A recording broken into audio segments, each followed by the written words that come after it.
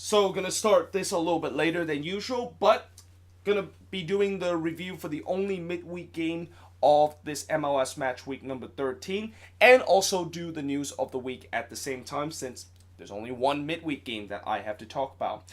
And the only midweek games I have to talk about and to review is the Redbulls and the Whitecaps, which you knew that this was going to be a letdown for the Redbulls, and that I said that this was a trap game for the Redbulls because of the fact that they had that emotional win against Atlanta United, and that they really sent a message to the league that, yeah, the Redbulls are definitely back, and that, 3 days later, they're playing against the Whitecaps, a team that, they definitely have been looking a little bit better, but still, it's a team that you would think that the Redbulls should get 3 points against, especially at home. But that was not the case in this game. Instead, it was a 2-2 draw, and a very thrilling 2-2 draw. And albeit the Redbulls didn't really lost this game and didn't really fell into the trap, the fact that they had that emotional win against Atlanta, and then the very next game they dropped all 3 points. At the same time, it kind of did feel like they fell in that trap, and in some way, they also have to thank Luis Robles in this game because he basically made some huge save in this game that preserved the Redbulls at least a point out of this one.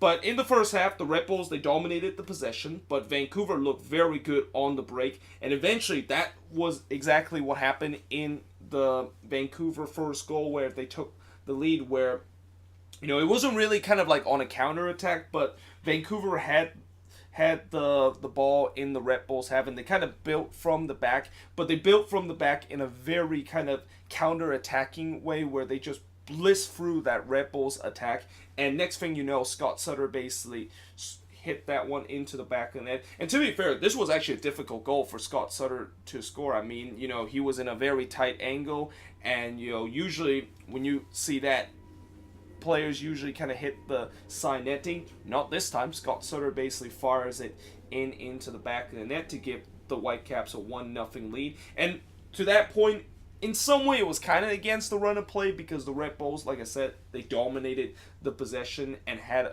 some more of the decent chance than what the Whitecaps had.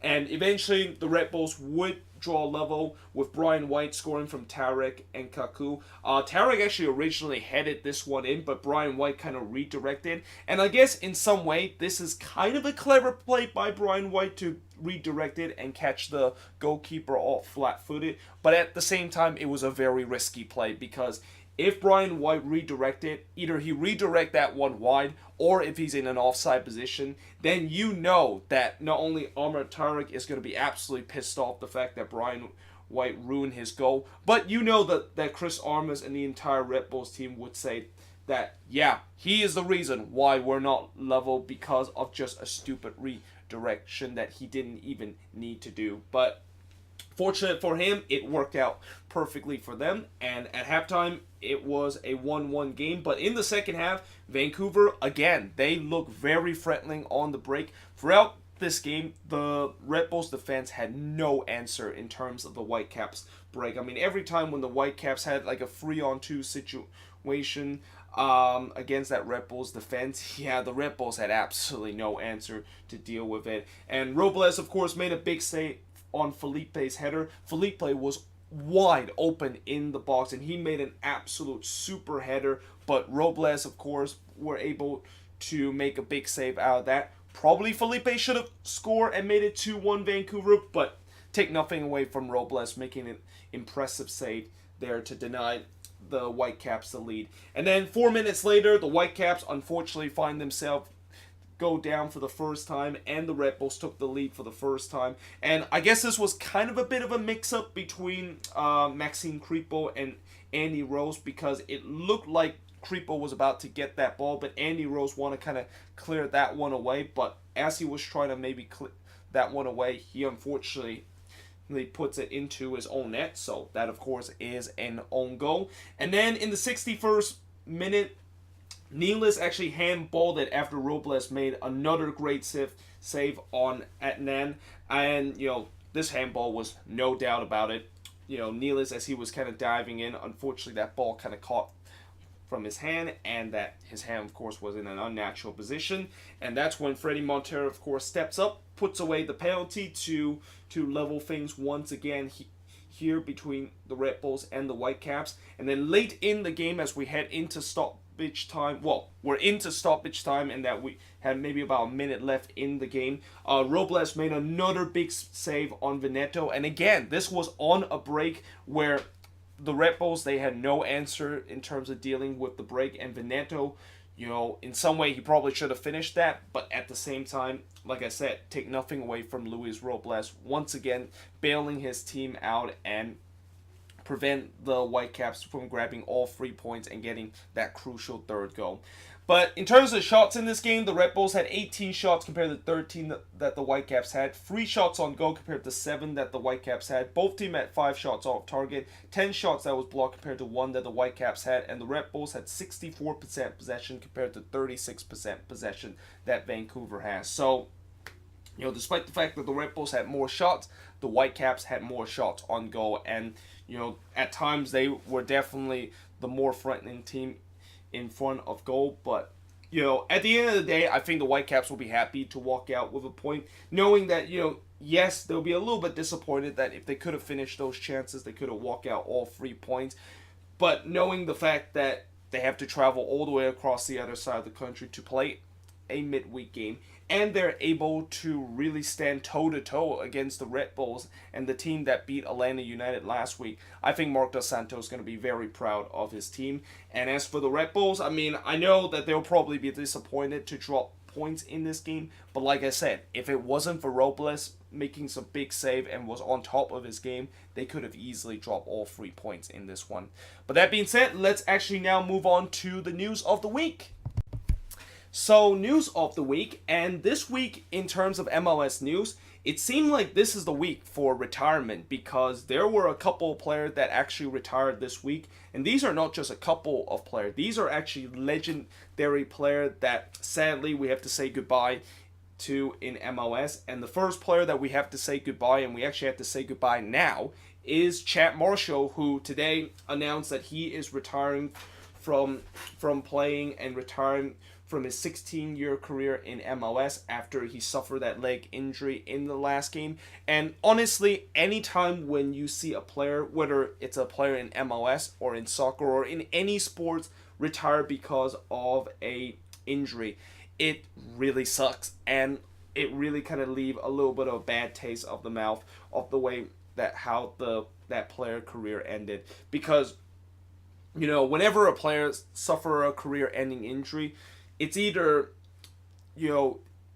if he didn't suffer this career-ending injury, we will never know how good he will be in the future. Or in Chad Marshall's case, if he didn't suffer a career-ending injury, he might have had a couple of years left in the tank and that he might not have to cut his career short. And don't get me wrong, his career is definitely long. 16-year career in MLS is as rare as it gets, and I don't think a lot of players will ever had a 16-year career in MLS, considering that more players tend to want to go to Europe and always want to fulfill that dream of playing in Europe, and that especially for a good player and for a player that regularly do well in MLS, it's very rare that you see them stick around in MLS for a very long time.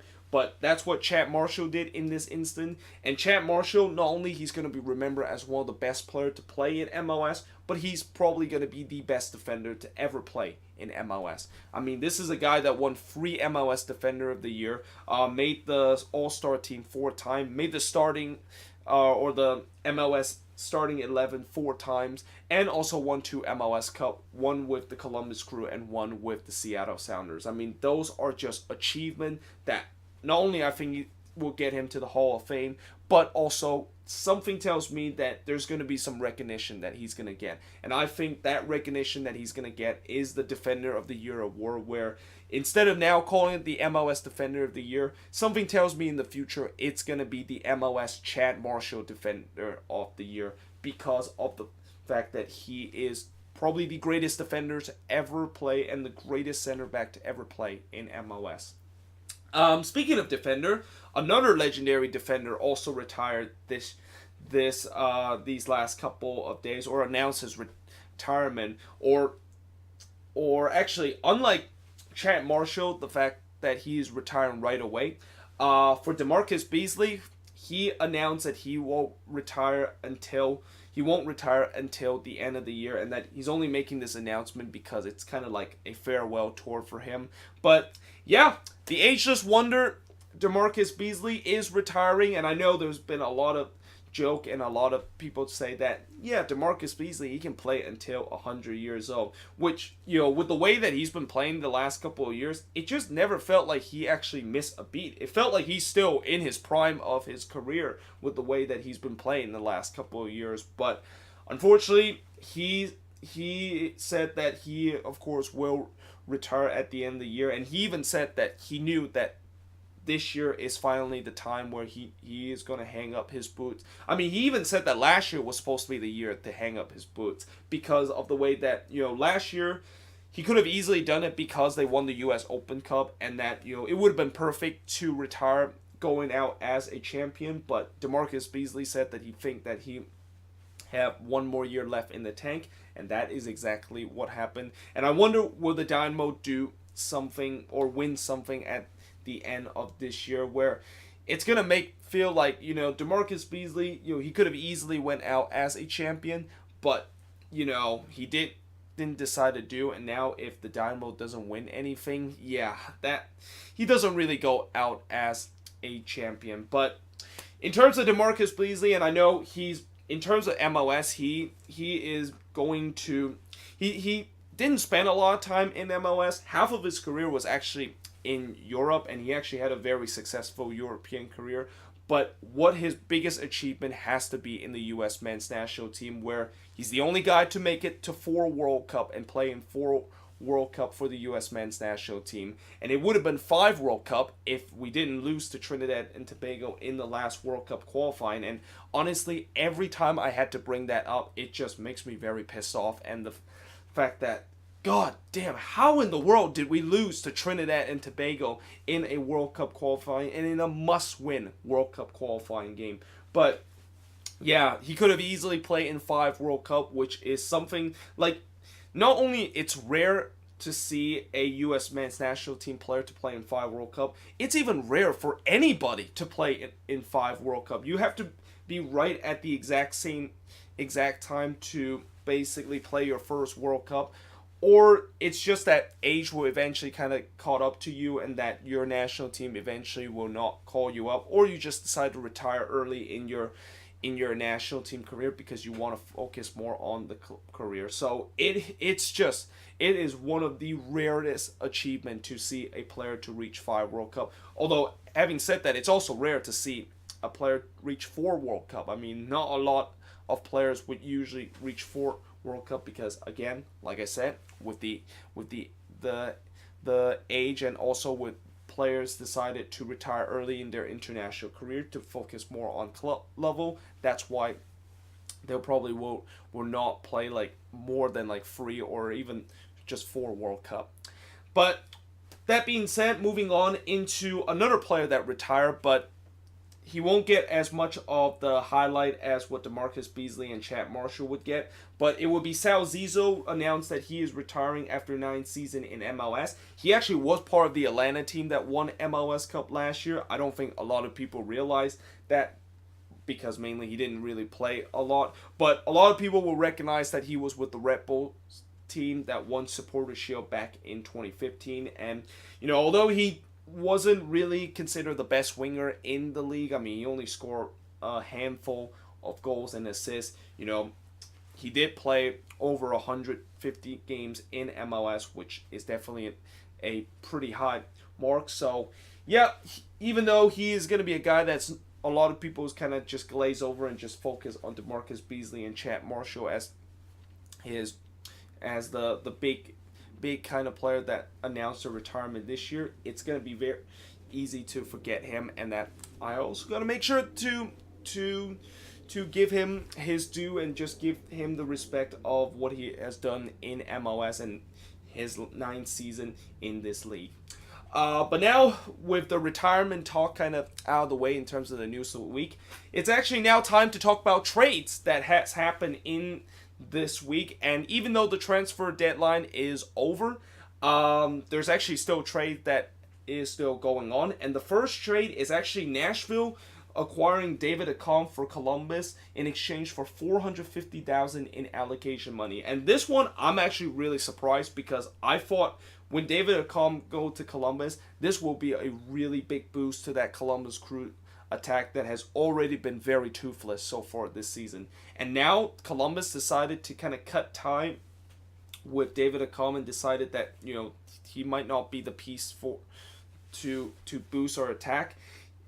They decided to make this move, and in some way, I'm kind of surprised with that. I know we didn't really see a lot of David Accam with Columbus, and I think he only made 1 or 2 appearances. He's only been there a week, and this is probably the fastest I've seen a player join a team, and then 1 week later he is traded away in MLS history. But yeah, apparently Columbus, they decided that maybe they need to get some allocation money and decided to use that allocation money on an attacker.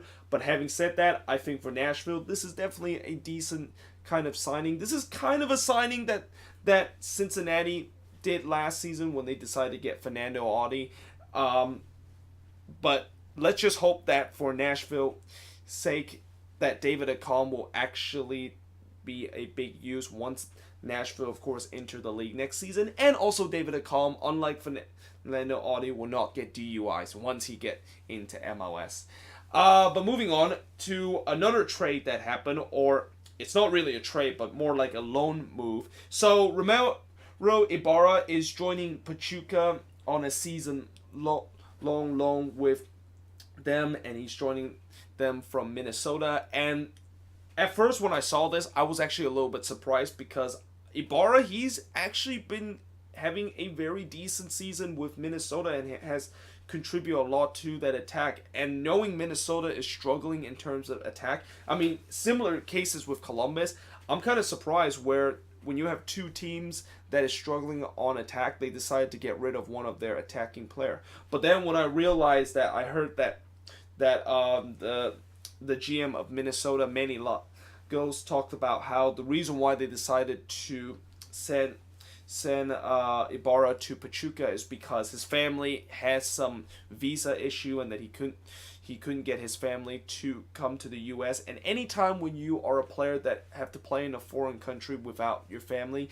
it is obviously very tough. So that's why I think Ibarra decided that he wanted to go to Mexico, which I'm assuming that's where his family is staying right now, and that this season loan is basically hopefully for his family to get that visa issue figured out, and that once Ibarra does come back to Minnesota, then he also will have his family with him. But still, this is going to be a little bit of a blow to that Minnesota attack, although they still have a very decent kind of attack that Minnesota has right now. The only reason why this Minnesota team that hasn't really scored a lot of goals lately is because they just haven't been finishing. Their attack has been decent, but they just cannot finish, which is kind of a similar story that Orlando City is also having right now.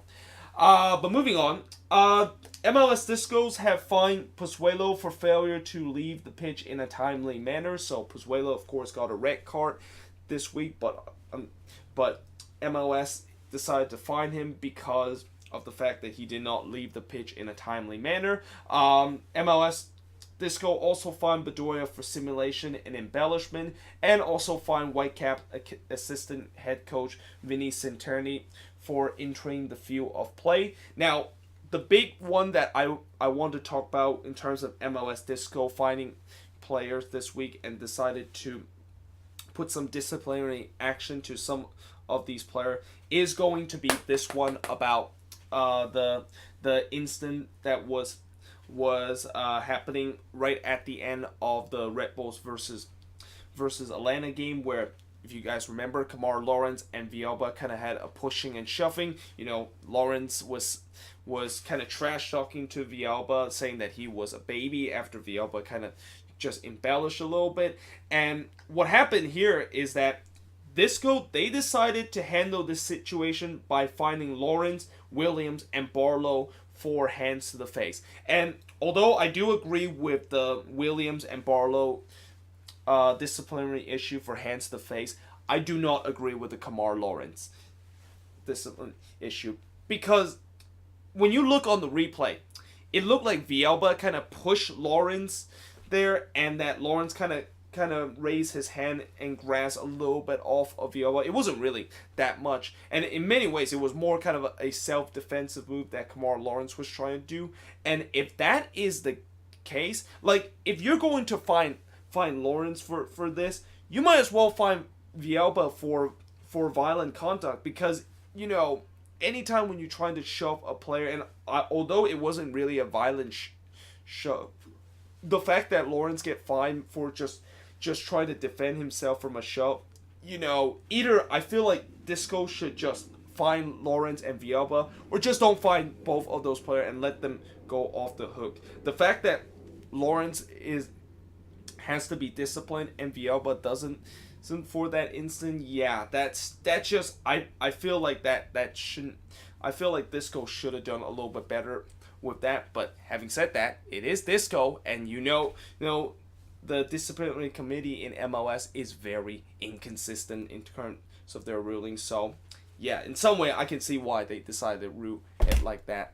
But yeah, there you have it. That is pretty much the news of the week. But before I end the video, I'm going to be talking about, or just kind of announcing, the 40-man roster for the 40-man provisionary Gold Cup roster that the U.S. men's national team has. And we actually decided to, or Greg Berhalter decided to pick up 5 goalkeepers. The first goalkeeper is going to be Brad Guzan. Second goalkeeper is going to be Ethan Horvat. Third goalkeeper is Sean Johnson. Tyler Miller is the 4th goalkeeper. And Zach Steffen is the 5th goalkeeper. And I think that list shouldn't surprise anybody. I think those 5 goalkeeper is what we expected to be in the provisionary Gold Cup roster. And keep in mind, since this is a provisionary Gold Cup roster, this is not the final roster for the Gold Cup, and that Greg Berhalter, as the Gold Cup is going to be approaching, he's going to have to make a decision to try to eventually get, I believe, a 26-man or 27-man roster into the Gold Cup. Berhalter did choose 15 defender for this 40 provisional Gold Cup roster. He chose Tyler Adams, Reggie Cannon, Cameron Carter-Vickers, Marlon Fossey, Omar Gonzalez, Greg Garza, Andrew Gutman, Nick Lima, Aaron Long, Daniel Lovitz, Matt Miazga, Tim Reens, Anthony Robinson, Mile Robinson, and Walker Zimmerman. Now,